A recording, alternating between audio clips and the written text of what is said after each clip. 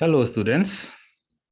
Now in this video, I will take you through the steps in how to construct a tangent to a circle from a point off the circumference of the circle. Or probably in other words, you can say outside of the circle. All right, now the previous video, I demonstrated how to construct a tangent to a circle from a point on the circumference. So in this case, it's from a point off, or we can say outside of the circle.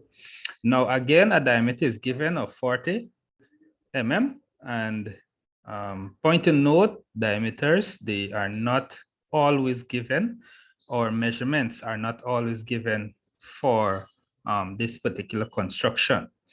All right, so I'll take you through the steps, with step one, again, being quite obvious in the sense that we have to obtain the circle. All right, so step one is simply to draw the circle to the given measurement. And in this case, we'll use a radius of 20, seeing that the diameter is 40.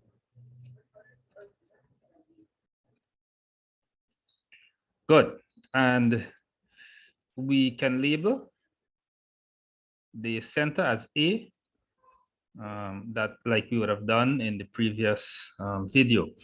Now, point P, in this case, we'll place that point anywhere outside of the circle. Now, there's some questions that might require you to place the point at a specific distance away from the center, right? Some questions might ask you to place the point 100 mm away from the center, or they might give you a nice fancy ratio in which you have to calculate that distance. So whatever is asked, all you need to do is figure out the length or figure out the distance, and you mark that point. Now, in this case, I would simply mark a point anywhere outside of the circle, right? So I would mark that point and label it as P. All right, point P. Now, what I'll do, I'll draw a line from the center to point P. Let me just get a thin line, seeing that it's a construction line, right? We'll draw that from A to P. Good. Now, after we finish obtaining that line, then we simply bisect that line. All right, and if you can remember, bisecting a line means that you're dividing it into equal parts, two equal parts rather, or we divide it into half. All right, so we mark the first arc on top and we mark another one at the bottom. Now with the same distance, we switch around, we place the point now at P. All right, and we mark our point, sorry, we mark our arc above, intersect that one, and then we go to the bottom and we intersect this also. Right, let me just go back to this one and extend here a little bit.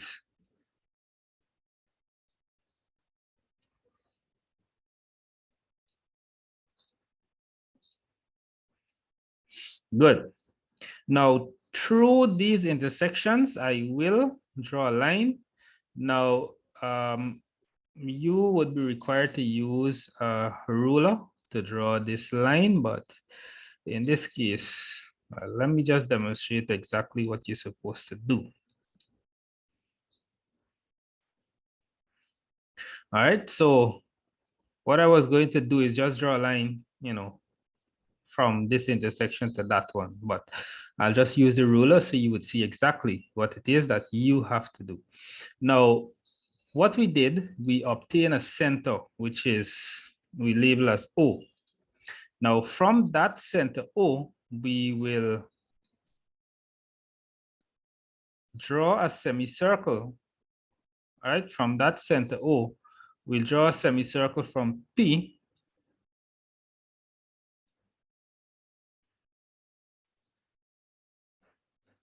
from O to any end of the line. Let me just, I'm getting some issue here with the size.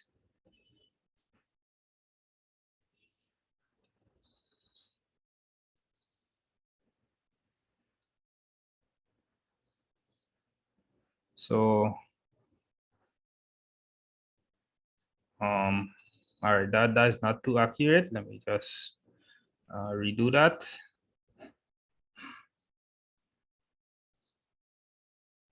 Good, much better. All right, so I draw that semicircle.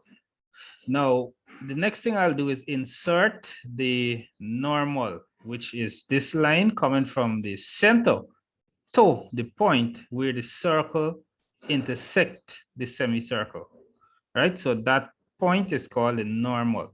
And again, if we can remember, the normal is always 90 degrees to the tangent.